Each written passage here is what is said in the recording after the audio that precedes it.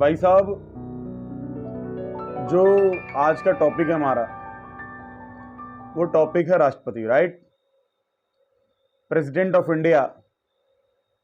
और president of India को आज हम लोगों को समझना है। भारत के राष्ट्रपति की शक्तियां क्या हैं, भारत का राष्ट्रपति चुन के कैसे आता है, भारत के राष्ट्रपति को का कार्यकाल कितना होता है, उसको कैसे उसके पद से हटाया जाएगा, वो क्या क्या काम करता है, और राष्ट्रपति होने के एडवांटेजेस क्या क्या हैं, यानी कि राष्ट्रपति होने का लाभ क्या है, और एक राष्ट्र के प्रति, संविधान के प्रति, इस देश के प्रति उस राष्ट्रपति की क्या जिम्मेदारियां हैं, इन बातों को आज हम लोग क्लास में देखेंगे। सबसे पहले राष्ट्रपति को शुरू करने से पहले थोड़ा सा हम लोग इसके बैकग्राउंड में जाएंगे, थोड़ा सा लोग पीछे जाएंगे और हम लोग समझेंगे बात को कि संसद क्या है।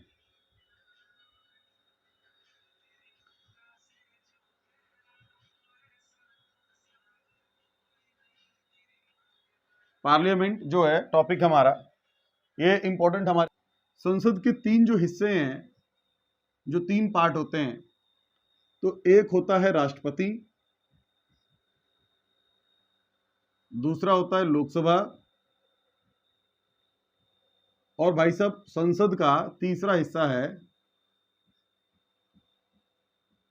राज्यसभा। इसको बोलते हैं अंग्रेजी में प्रेसिडेंट ऑफ इंडिया। ये लोअर हाउस है और ये अपर हाउस है।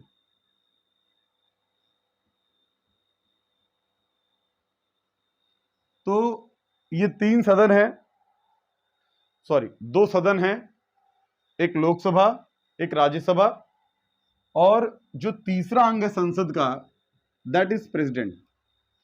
कभी अगर आपसे कोई सवाल पूछता है कि भाई हमारी संसद के कितने भाग हैं, ये पार्ट्स कितने हैं, तो there are 3 parts which is known as Lok Sabha, Rajya Sabha और राष्ट्रपति। 3 पार्ट हैं। लेकिन हमारी संसद के सदन कितने हैं, हाउसेस कितने हैं, तो 2 हाउस हैं, लोकसभा और राज्यसभा। इन दोनों को कलेक्टिवली हम लोग बोलते हैं सदन बोलते हैं। क्या बोलते हैं बच्चों? सदन बोलते हैं। तो जो ये सदन है, वो सदन कौन कौन से हैं? लोकसभा और राज्यसभा। तो ये तो हमारी पहली बात थी जो आपको जाननी चाहिए थी। जरा एक मिनट,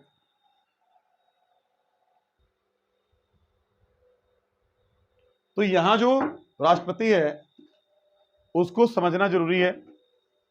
और आज का हमारा टॉपिक है प्रेसिडेंट ऑफ इंडिया, और इसको बोलते हैं भारत का राष्ट्रपति। तो देखो बच्चों, जो एक इंपॉर्टेंट चीज है, क्या है राष्ट्रपति, आज इस पर हम बातचीत करते हैं, देखते हैं, समझते हैं। तो द पॉइंट इज प्रेसिडेंट।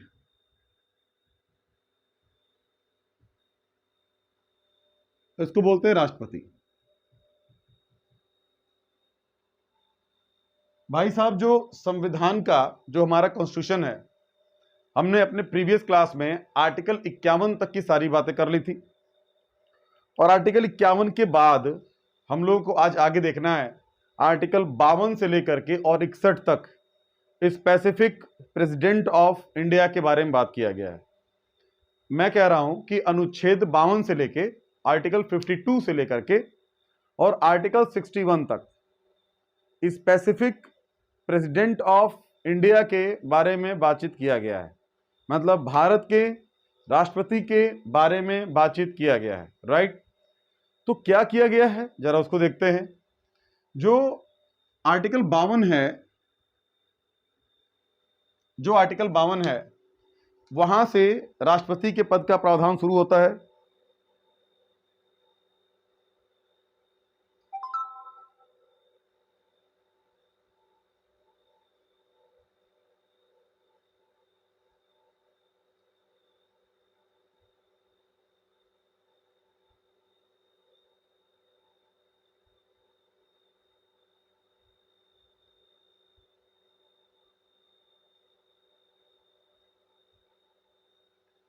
तो जो आर्टिकल 52 है, आर्टिकल 52 कहता है कि भारत का एक राष्ट्रपति होगा। और भैया आर्टिकल 52 कहता है कि भारत का एक राष्ट्रपति होगा, तो होगा, ये जो राष्ट्रपति है ना, ये राष्ट्रपति भारत का प्रथम नागरिक है, भारत का प्रथम नागरिक है। इसका मतलब यह है कि इंडिया को अगर कहीं पर रिप्रेजेंट करना है तो वो भारत का राष्ट्रपति करेगा। भारत में जो राष्ट्रपति है वो राष्ट्र का प्रमुख होता है। मेरी बात को बहुत ध्यान से सुनना कि भारत में जो राष्ट्रपति होता है वो राष्ट्र का प्रमुख होता है, यानी कि देश का मुखिया होता है। लेकिन अगर सवाल आता है कि सरकार का प्रमुख कौन, तो प्रधानमंत्री होगा बेटा यहां पर आंसर। राष्ट्र का प्रमुख कौन है? राष्ट्रपति। और सरकार का प्रमुख कौन है? प्रधानमंत्री। तो मैंने आपसे कहा कि भारत का पहला नागरिक है कौन? भारत का राष्ट्रपति। और ये देश का सबसे जो है महत्वपूर्ण व्यक्ति होता है, यानी कि इंडिया को रिप्रेजेंट करता है। हम कोई भी अगर अंतरराष्ट्रीय समझौता करते हैं, अगर हम इंटरनेशनल रिलेशन कोई भी बनाते हैं, तो वो राष्ट्रपति के नाम पर ही बनता है। उसके लिए एग्रीमेंट भले ही जाके प्रधानमंत्री करे आए, लेकिन जो सहमति बनेगी वो राष्ट्रपति के नाम पर ही बनेगी। यानी कि अंतिम जो हस्ताक्षर होगा उस पर कौन काम करेगा? राष्ट्रपति करेगा। तो जो भारत का राष्ट्रपति होगा वो भारत में राष्ट्र का प्रमुख होगा, सबसे महत्वपूर्ण व्यक्ति होगा। और आर्टिकल 52 ऐसा प्रावधान करता है। भैया इस बात को समझने से पहले एक बात और समझना जरूरी है कि भारत के अंदर भाई साहब लोकतंत्रात्मक इसको बोलते हैं डेमोक्रेटिक, और गणतंत्रात्मक व्यवस्था है। गणतंत्रात्मक यानी कि रिपब्लिक व्यवस्था है। भारत के अंदर दो व्यवस्था है, एक लोकतंत्रात्मक है, दूसरा क्या है? गणतंत्रात्मक है। ये लोकतंत्रात्मक क्या है? तो भाई साहब एक लाइन में कहें कि जिस राष्ट्र में वहां की सरकार का चुनाव होता है, जिस राष्ट्र की सरकार जनता के द्वारा चुनकर बनाई जाएगी, उस राष्ट्र को हम लोकतांत्रिक देश कहेंगे। और किसी भी राष्ट्र में जहां पर उस राष्ट्र की जनता महत्वपूर्ण है, मतलब राष्ट्र की जनता तय करेगी कि कौन हम पे हमारे लिए नीतियां बनाएगा, कौन हमारा प्रतिनिधित्व करेगा, कौन भारत की तरफ से भारत के लोगों के लिए पॉलिसी बनाएगा, यानी कौन संसद में जाएगा। तो जिस राष्ट्र में जनता तय करती है, वो राष्ट्र क्या होगा बच्चा? डेमोक्रेटिक होगा। मतलब वो क्या है? लोकतंत्रात्मक है। और इसके अलावा रिपब्लिक का मतलब क्या है? What shall be the definition of Republic? Republic का मतलब होता है कि कोई भी ऐसा राष्ट्र जहां के मुखिया का चुनाव होता हो। मैंने क्या कहा? जिस देश में राष्ट्र के मुखिया का चुनाव होता हो, यानी कि भारत में राष्ट्र का मुखिया कौन है? राष्ट्रपति है। और इंडिया में राष्ट्रपति का चुनाव होता है कि नहीं होता है? होता है। तो भारत एक कैसा राष्ट्र होगा? भारत एक गणतंत्रात्मक राष्ट्र होगा। It shall be a republic of India. Bharat एक गणतंत्रात्मक राष्ट्र होगा, क्योंकि भारत के अंदर भारत के मुखिया का चुनाव होता है, राष्ट्र के अध्यक्ष का चुनाव होता है। अब भैया जो चुनाव होता है, ये चुनाव दो तरीके से हो सकता है। चुनाव के दो तरीके होते हैं। एक होता है बेटा प्रत्यक्ष चुनाव, और दूसरा होता है अप्रत्यक्ष चुनाव। क्या है ये प्रत्यक्ष और अप्रत्यक्ष? जब कभी किसी भी चुनाव में जनता प्रत्यक्ष रूप से भाग ले, जैसे ग्राम प्रधान का जो चुनाव होता है, तो ग्राम प्रधान का चुनाव प्रत्यक्ष है क्योंकि जनता उसमें सीधा भाग ले रही है, जनता सीधा वोट कर रही है, उसको चुन रही है। जो राज्यों में विधानसभा की चुनाव होती है, जो विधायकों का चुनाव होता है बच्चा, वो भी प्रत्यक्ष रूप से है क्योंकि लोग प्रत्यक्ष रूप से यानी कि अपने प्रतिनिधि का चुनाव करते हैं, वोट जाके देते हैं। लेकिन राष्ट्रपति के चुनाव में देश की जनता सीधा मतदान नहीं करती है। राष्ट्रपति के चुनाव में मतदान कौन करेगा? तो राष्ट्रपति के चुनाव में मतदान 3 लोग करते हैं। राष्ट्रपति के चुनाव में 3 लोग मतदान करते हैं, 4 भी आप कह सकते हो। पौंडीचेरी को 1992 के बाद शामिल किया गया था। पौंडीचेरी है तो एक ही संघ राज्य क्षेत्र है, तो वहां के सदस्य भी राष्ट्रपति के चुनाव में पार्टिसिपेट करते हैं, तो 1992 के बाद शामिल किया गया था। तो चौथा एक छोटा मोटा पार्ट एक वो भी है। लेकिन राष्ट्रपति के चुनाव में बच्चों 3 लोग पार्टिसिपेट करते हैं। कौन कौन पार्टिसिपेट करता है? तो भाई साहब, राष्ट्रपति का चुनाव वो होता है अप्रत्यक्ष। भारत में कैसा चुनाव होता है? अप्रत्यक्ष होता है। मतलब जनता सीधा वोट नहीं करती है, जनता के द्वारा जो चुने हुए प्रतिनिधि हैं वो राष्ट्रपति का चुनाव करते हैं। तो जनता के द्वारा चुने हुए लोग राष्ट्रपति को चुनेंगे, तो इसमें अप्रत्यक्ष व्यवस्था दिखाई दे रही है। तो ये एक तरीके की कैसी व्यवस्था है? इनडायरेक्ट इलेक्शन है, यानी कि डायरेक्ट इलेक्शन नहीं है, दैट इज अप्रत्यक्ष, एक अप्रत्यक्ष व्यवस्था है जिसमें राष्ट्रपति का चुनाव हो रहा है। तो भैया मैं आपसे कह रहा हूं कि जब अप्रत्यक्ष चुनाव राष्ट्रपति का होगा तो उसमें कौन कौन से लोग शामिल होते हैं? तो भैया राष्ट्रपति के चुनाव में 3 लोग शामिल होते हैं। पहला कौन शामिल होगा? पहला शामिल होता है लोकसभा का निर्वाचित सदस्य। लोकसभा का निर्वाचित सदस्य। निर्वाचित का मतलब क्या होता है? मतलब वो मेंबर जो चुन करके आया है, वो मेंबर जो चुन करके आया है उसको बोलते हैं निर्वाचित सदस्य। तो लोकसभा में अधिकतम मेंबर हो सकते थे 552, अभी 2 हटा दिया है, अब एंग्लो इंडियन के पद को समाप्त कर दिया गया है, तो अभी हो सकते हैं 550, लेकिन अभी हैं कितने? 543, 543 हैं। 543 लोग जो हैं वो लोग चुनाव कर सकते हैं किसका? राष्ट्रपति का। तो जो लोकसभा के निर्वाचित सदस्य हैं वो पार्टिसिपेट करेंगे, पहला। दूसरा कौन करेगा? ऐसे ही राज्यसभा के निर्वाचित सदस्य। और ऐसे जो तीसरा पार्ट है वो होगा राज्यों की विधानसभाओं के निर्वाचित सदस्य। एक बात आपको ध्यान रखना है कि भाई साहब, जब भी राष्ट्रपति का चुनाव होता है तो राष्ट्रपति के चुनाव में निर्वाचित सदस्य भाग लेते हैं, मनोनीत सदस्य भाग नहीं लेते हैं। मनोनीत सदस्य वो सदस्य होते हैं जिनको राष्ट्रपति नॉमिनेट करता है। तो भैया लोकसभा के अंदर 2 थे, राज्यसभा के अंदर 12 हैं, और हर एक राज्य की विधानसभा में एक एंग्लो इंडियन को जो राज्यपाल है वो मनोनीत कर सकता है। तो अगर किसी विधानसभा में राज्यपाल ने एक एंग्लो इंडियन अपॉइंट किया है तो वो भाग नहीं लेगा, यानी कि मनोनीत सदस्य पार्टिसिपेट नहीं करेंगे, सिर्फ निर्वाचित सदस्य पार्टिसिपेट करते हैं। तो राष्ट्रपति का जब चुनाव होगा तो ये 3 लोग भाग लेंगे। हम लोग आगे की कक्षाओं में, आगे के लेक्चर में इस बात को समझेंगे कि राष्ट्रपति का चुनाव होता कैसे है, ये एकल संक्रमणी मत प्रणाली क्या है, एकल संक्रमणी मत पद्धति क्या है, हम लोग इन बातों को समझेंगे। ये हमारे लिए बहुत ज्यादा महत्वपूर्ण है। तो मैं अभी आपसे बात कर रहा था कि भाई साहब, भारत के अंदर प्रेसिडेंट जो है, राष्ट्रपति जो है, आर्टिकल 52 से लेकर के आर्टिकल 61 तक स्पेसिफिक प्रावधान है। वैसे तो आर्टिकल बहुत सारे हैं राष्ट्रपति के लिए, लेकिन स्पेसिफिक प्रावधान है 52 से लेकर 61 तक।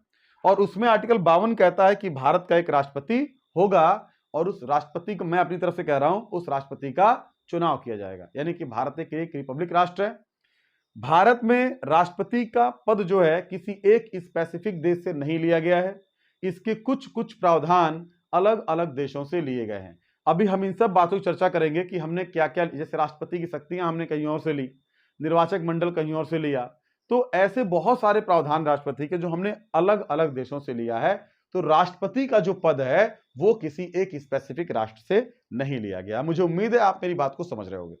नहीं समझ रहे हो तो बेटा आप रिप्लाई करो। वैसा कुछ ऐसा होगा ही नहीं कि तुम्हारी समझ में ना आए। इतनी आसान तरीके से आपको समझाया जा रहा है, ऐसा नहीं होगा आपको समझ में ना आए। अब इसको आप चाहो तो स्क्रीनशॉट ले सकते हो।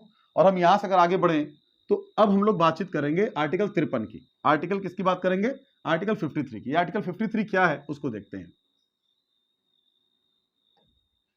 तो भैया जो आर्टिकल 53 है, आर्टिकल 53 जो है 53, वो ये कहता है कि जो भारत में राष्ट्रपति होगा उसके अंदर सारी कार्यपालिका शक्ति निहित होगी। आर्टिकल 53 कहता है कि जो भारत में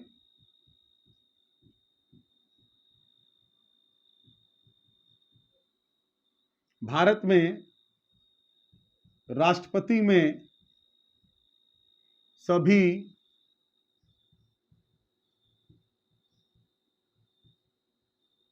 कार्यपालिका शक्तियां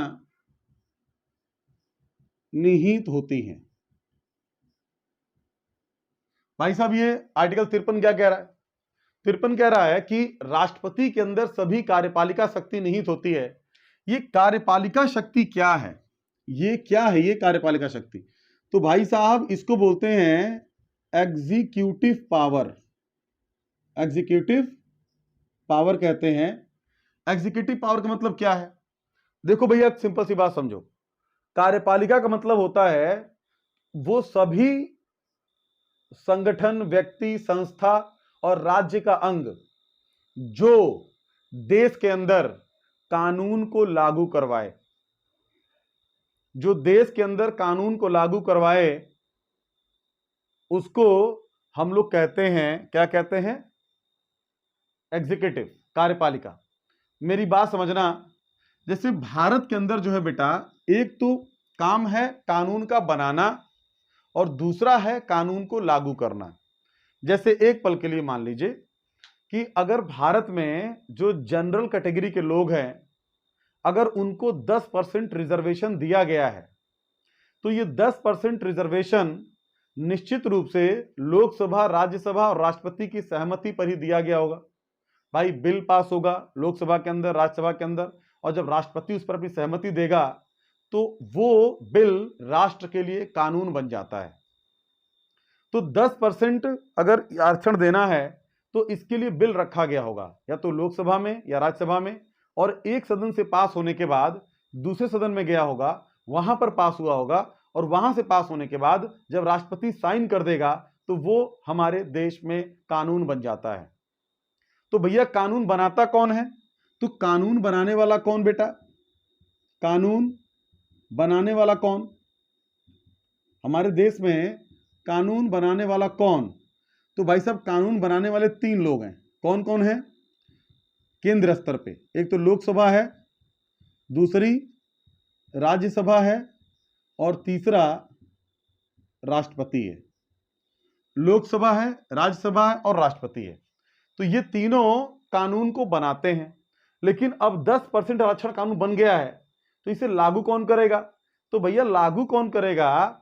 तो भाई साहब देश के अंदर जो कानून को लागू करवाने का काम है उसका सर्वोच्च कौन है? राष्ट्रपति है। तो राष्ट्रपति जो होता है, राष्ट्रपति, वो आपको पता है कि राष्ट्रपति जो कार्यपालिका है इसका प्रमुख है, और इसी कार्यपालिका का प्रमुख होने के कारण राष्ट्रपति देश में प्रशासनिक अधिकारियों की नियुक्ति करता है। प्रशासनिक अधिकारियों की नियुक्ति करता है। भाई साहब प्रशासनिक अधिकारियों की नियुक्ति का मतलब क्या है? जो भारत के अंदर डीएम हैं, जो डिस्ट्रिक्ट मजिस्ट्रेट होते हैं, उनकी ज्वाइनिंग राष्ट्रपति के द्वारा ही कराई जाती है। और किसी भी जिला स्तर पे जो डीएम होता है वो सबसे बड़ा प्रशासनिक इकाई है। यानी कि कानून को लागू करवाने की जो सबसे बड़ी जिम्मेदारी है वो डिस्ट्रिक्ट मजिस्ट्रेट की होती है, और उसकी नियुक्ति कौन करता है? राष्ट्रपति करता है। तो राष्ट्रपति जो है वो देश में कानून पालन करवाने का सबसे बड़ा अधिकारी है, और कानून को लागू कराने वाले जितने भी लोग हैं वो सब के सब केंद्र स्तर पे राष्ट्रपति के अधीन होंगे।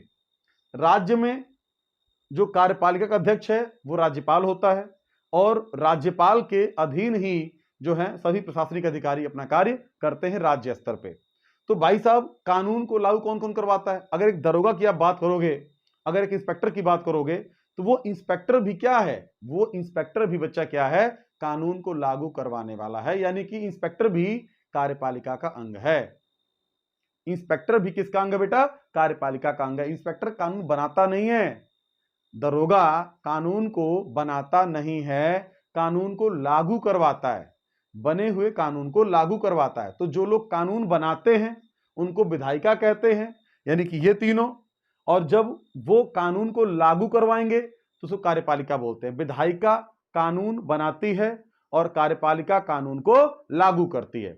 न्यायपालिका क्या करती है? न्यायपालिका का काम यह है कि जो कानून बना है वो कानून मतलब समाज के लिए उपयोगी है कि नहीं है, और जो कानून बना है उसको कार्यपालिका ठीक से लागू कर पा रही है कि नहीं कर पा रही है, यह काम होता है बेटा न्यायपालिका का। आप जब मेरी बातों को सुनते हो तो सुनते हुए पॉज करके लिख लिया करो। जैसे मैंने अभी बताया कि विधायिका क्या है, कार्यपालिका क्या है, न्यायपालिका क्या है, तो आप इन बातों को सुनो और इनको आप नोट कर लिया करो, कहीं लिख लिया करो। इससे आपकी जो है जानकारी समृद्ध होगी, इससे आपकी समझ बढ़िया होगी और चीजों के प्रति जो है आपकी जो है अंडरस्टैंडिंग वो बहुत ज्यादा डेवलप हो जाएगी, बहुत ज्यादा विकसित हो जाएगी। मुझे उम्मीद है कि आप मेरी बात को समझ रहे होगे। तो भैया भारत के अंदर जो है राष्ट्रपति जो होगा वो क्या होगा भैया? वो कार्यपालिका का अध्यक्ष होगा, यानी कि देश के अंदर जितने भी लोग केंद्र स्तर पे कानून को लागू करवाएंगे उन सब का मुखिया कौन होगा? उन सब का मुखिया हमारा राष्ट्रपति होगा। मुझे उम्मीद है आपको मेरी बात समझ में आ रही होगी। अगर इन केस आपको कोई प्रॉब्लम आती है तो आप आ करके जो है क्लास में डिस्कस कर सकते हो। अच्छा बच्चों, अगर हम यहां से आगे बढ़े, हम आर्टिकल 3 में 53 में आते हैं।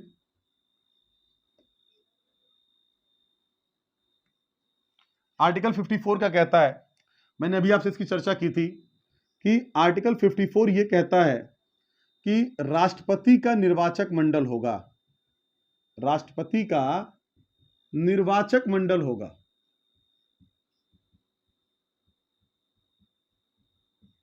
आज मैंने क्लास में बच्चों को एक जोक सुनाया कि भाई साहब लौंडे तो लौंडे होते हैं, जो लड़के होते हैं, लड़के तो लड़के ही होते हैं बेटा, वो तो सुधरने वाले हैं नहीं, मैन विल बी मैन। तो मैंने बच्चों को सुनाया कि भाई 4 लड़के थे और वो 4 लड़के घोर पापी थे, घोर पापी।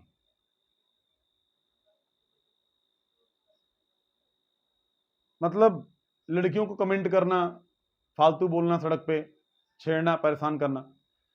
तो एक दिन उनकी आत्मा ने झकझोर दिया उनको कि यार ऐसा मत किया कर तू, ये सब गलत चीजें हैं। उनकी आत्मा ने झकझोरा। उन्होंने डिसाइड किया कि भाई आज के बाद हम कोई कमेंटबाजी नहीं करेंगे, किसी लड़की को देख के उल्टा फुल्टा नहीं बोलेंगे, और ये महापाप है, आज से छोड़ते हैं इस काम को। भाई जब छोड़ते हैं, उन्होंने कहा चलो छोड़ते हैं, छोड़ दिया।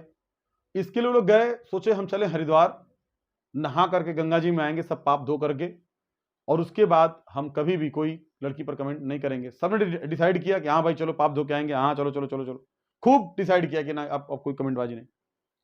तो जो उसमें सबसे बड़ा था उसने कहा कि देख भाई जब बाहर निकलेंगे कोई लड़की दिख जाए तो सब बोलेंगे हरिओम हरिओम हरिओम।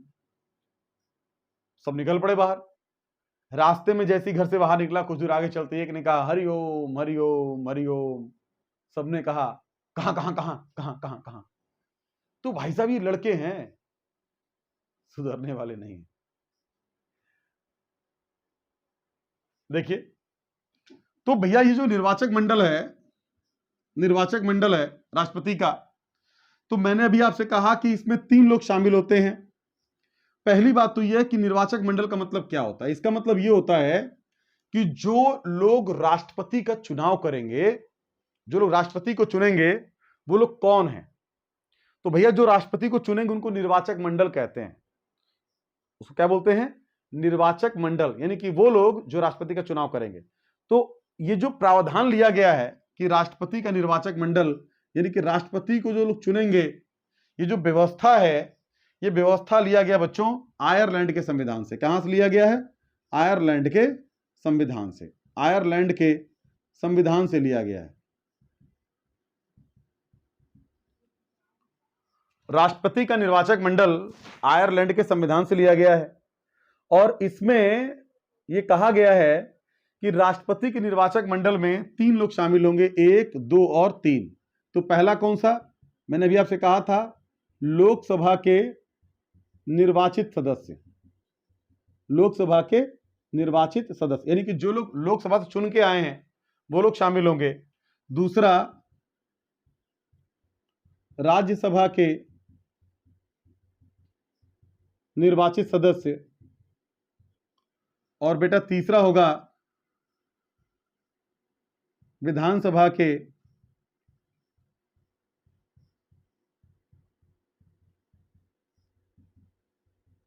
निर्वाचित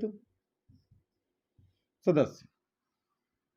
इसके अलावा अगर आप थोड़ा सा और डिटेल में जानना चाहो तो 1992 में हमने संविधान के एक संशोधन किया था और उस संशोधन के माध्यम से 1992 में 1992 में हमने संविधान का 70वां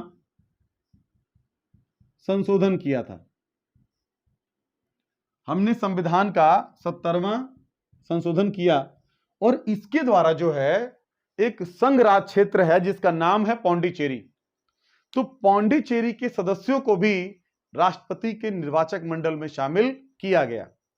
तो आप यह भी कह सकते हो कि जो पौंडीचेरी राज्य है वहां से भी कुछ सदस्य राष्ट्रपति के निर्वाचक मंडल में शामिल होते हैं बच्चों। ठीक है, तो यह बात तो हमारे लिए महत्वपूर्ण थी। इसके बाद जो है अगर हम देखें तो जम्मू कश्मीर का जो मैटर था, जम्मू कश्मीर एक ऐसा राज्य था जहां के सदस्य राष्ट्रपति के निर्वाचक मंडल में शामिल नहीं थे, लेकिन आफ्टर वायलेशन ऑफ आर्टिकल 370 हमने ये प्रावधान कर दिया कि अब जम्मू कश्मीर, एक बार मुझे कंफर्म करना पड़ेगा कि जम्मू कश्मीर जो हमारी सभा है, विधानसभा है, अभी वो एक संघ राज क्षेत्र है जम्मू और कश्मीर, तो वहां के जो विधानसभा के सदस्य हैं वो निर्वाचक मंडल में शामिल हैं या नहीं। लेकिन एक बात तय है कि आर्टिकल 370 जब तक था तब तक जम्मू कश्मीर के लोग शामिल नहीं थे। लेकिन एक बार मैं कंफर्म करके आपको बता दूंगा कि अभी वो शामिल हैं कि नहीं है। तो बच्चों ये आर्टिकल 54 जो है ये इसका प्रावधान करता है कि राष्ट्रपति के निर्वाचक मंडल में कौन कौन से लोग शामिल होंगे। आर्टिकल 54 के बाद अगर हम यहां से आगे बढ़े, मैं इसको इरेज कर रहा हूं,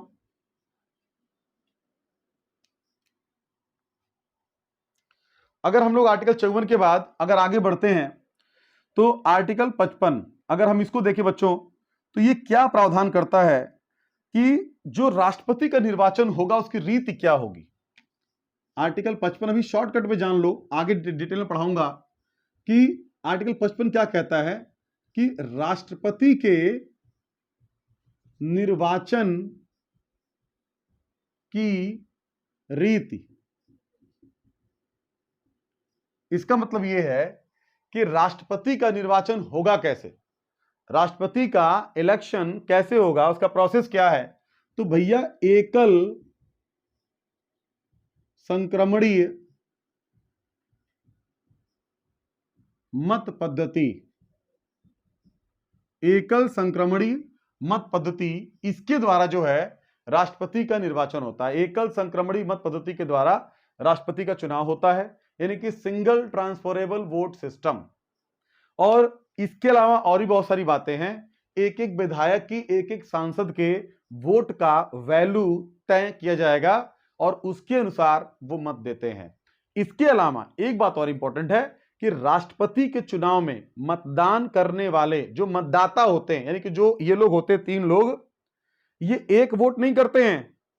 जितने कैंडिडेट राष्ट्रपति के चुनाव में खड़े होंगे उन सबके लिए मतदान करेंगे। जैसे मान लो कि मैं अगर एक सांसद हूं और 4 कैंडिडेट राष्ट्रपति का चुनाव लड़ रहे हैं, तो 4 कैंडिडेट में मैं अपना जो मतदान करूंगा तो उसमें प्रेफरेंस तय करूंगा कि 1 नंबर पे ये, 2 नंबर पे ये, 3 नंबर पे ये, 4 नंबर पे ये, यानी कि हर एक मतदाता उतना वोट करेगा जितने की उसमें कैंडिडेट खड़े हैं।